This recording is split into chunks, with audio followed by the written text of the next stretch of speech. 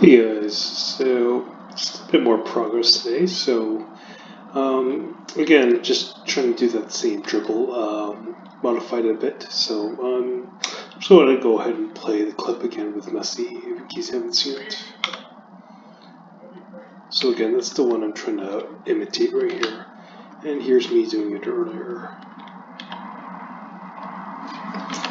Okay, so let's rewind the clip a bit.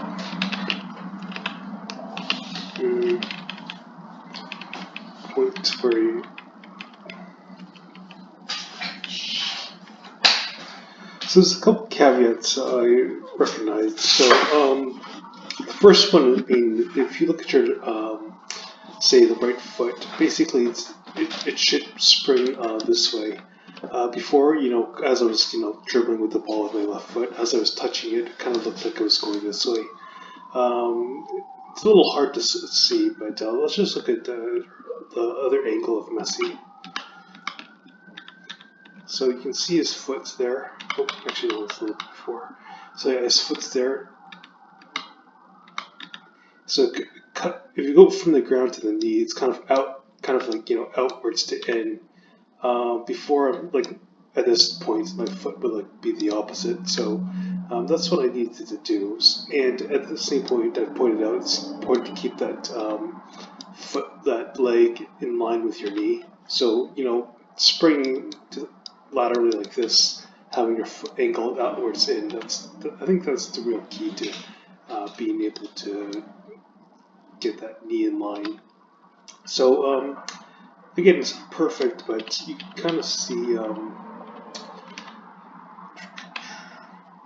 know, um, my knee is slightly still slanted to the left, but it's still a huge improvement. So in the future, I'm actually gonna let's see, we can reverse this bit. So even rather than wrap my foot around the ball, actually just turn my hips and then lock that knee in place. And if I have to, if I have to rotate my hip, which in turn rotates my knee, and then as I bring it in, I can hit the ball.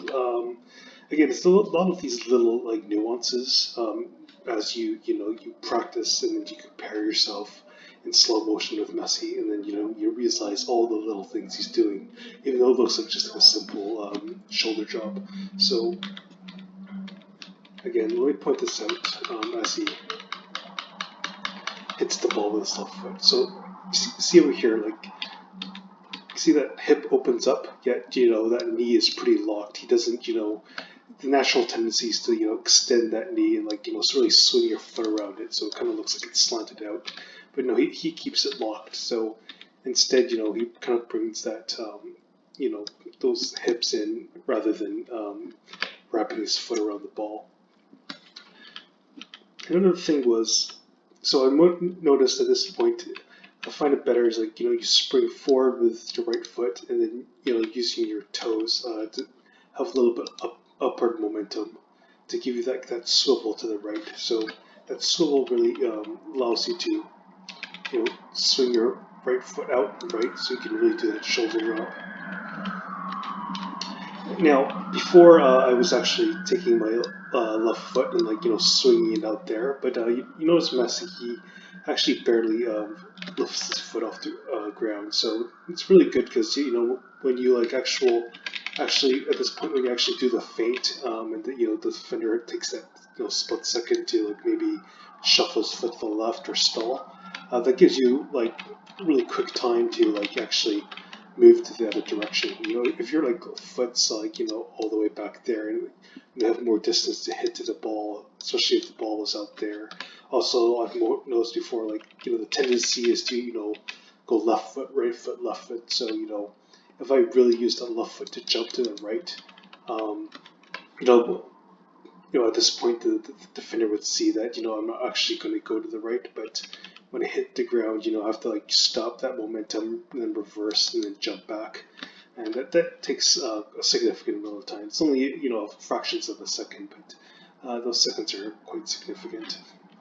Um, Yeah, just a bit of an anecdote. So I remember back in the day, the best dribbler that I played regularly with, he was super fast.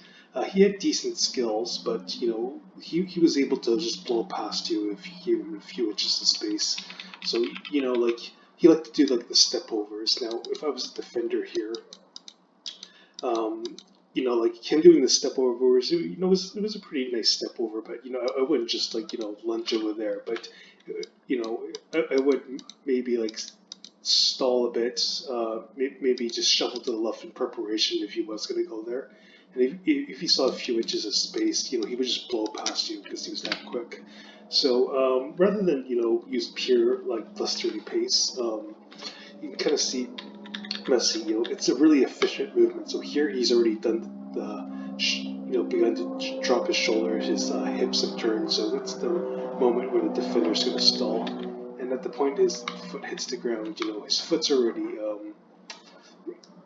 relatively close to the ball. I find a lot of players, they want to really exaggerate every point of the move. They want to, really lunge over and jump, drop that shoulder, down there and wave their arms and like really swing that foot like outwards like this, like they're gonna go to the right. So kind of, but you just need enough and efficient movements. You can see it a bit clearly from the other angle. Again, see foot's like about maybe a foot and a half, 2 feet away from the ball. Earlier clubs saw me, having my foot a lot longer. So again, as somebody was doing it earlier, even before I saw the clip, it just felt really good. Sometimes, when you practice, especially going against a cone, you think to yourself as you're fainting, it's not, you're not fooling anyone, but this definitely felt right. So again, next session, we're going to make sure that, this like this knee is locked until I touch the ball with the left foot, and making sure I maybe turn the hips, maybe so I can bring that knee around rather than trying to wrap my foot around and have a slanted foot.